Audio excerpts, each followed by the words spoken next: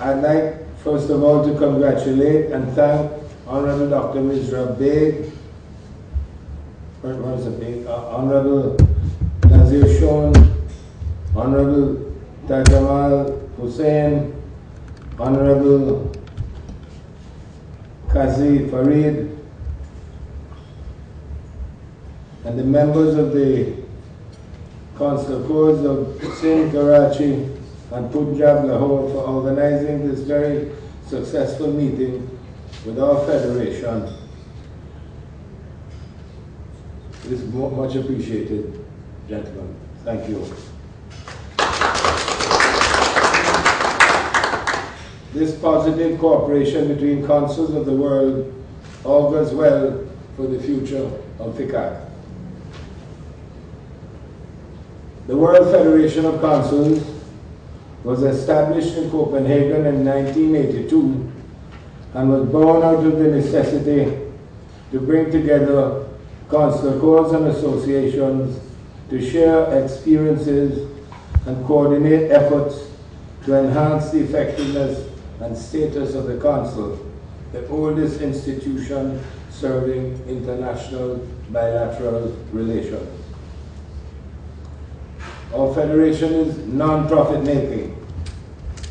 It abstains from all religious and political activities and from the practice of any discrimination on the grounds of race, gender, color, religion, or any other such grounds as enumerated in relevant international human rights treaties.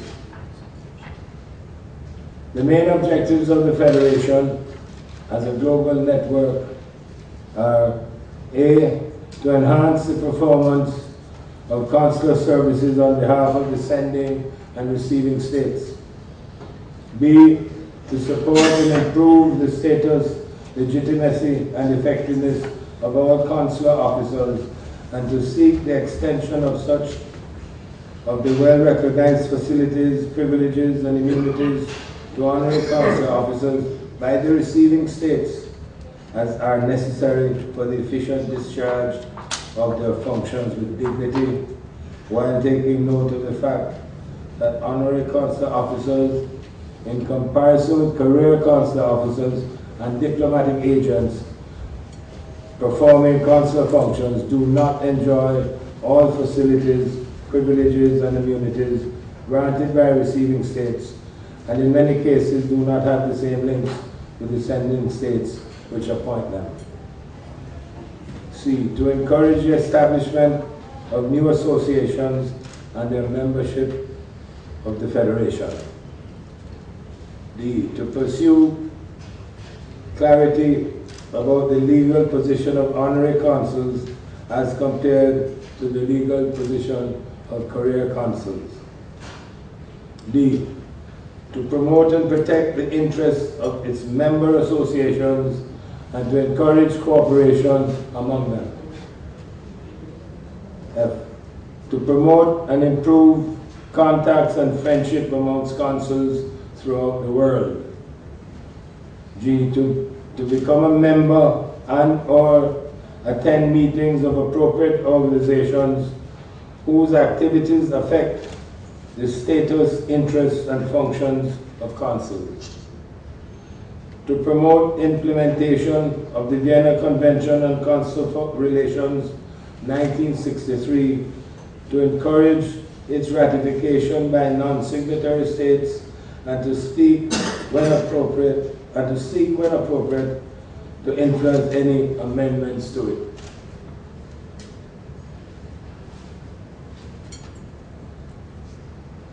To encourage states in both their receiving and sending capacities to recognize and support associations, member associations, and the Federation.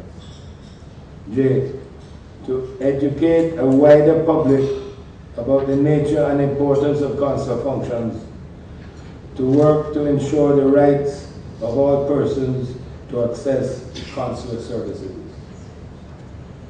Consular operations can no longer be confined to the issuance of travel documents and the welfare of nationals of the countries that we represent. as globalization has altered the framework of bilateral and multilateral relations. Several countries are closing their embassies for budgetary reasons and are appointing honorary consuls to serve instead. The role of the honorary consul must be expanded to encompass the full range of economic and diplomatic relations. This expanded role is particularly important for developing countries and small states who cannot afford global deployment of their foreign service. One of the main functions of the Council is the development and promotion of trade. The World Federation of Consuls is ideally suited to participate positively in trade promotion activity. Consular corps have a comparative advantage in undertaking trade promotion because we have a much broader geographic deployment and can therefore provide more extensive coverage than diplomatic corps. This is particularly so for developing countries who are unable to afford diplomatic representation in all the locations where they have important economic interests. Consular corps have a presence in all major cities, in the centers of business and commerce, whereas diplomatic corps is concentrated in capital cities, which in several cases are political rather than economic centers. The consular corps includes a high percentage of persons with considerable business expertise and are ideally suited to promote trade. Consuls are more immersed in communities in ways in which diplomats cannot be, and are knowledgeable of local conditions and local products, and can be very useful in identifying niche markets, distribution networks, and new tradable goods and services. Consuls can be important conduits for information which can inform international trade negotiations and enhance the awareness and involvement of the public. The future lies in the development of fair trade in this region and in the world. The FICAC Trade Development Program has already started, and plans are on the way to intensify the program during this administration. Members can develop and network effectively in the area of trade.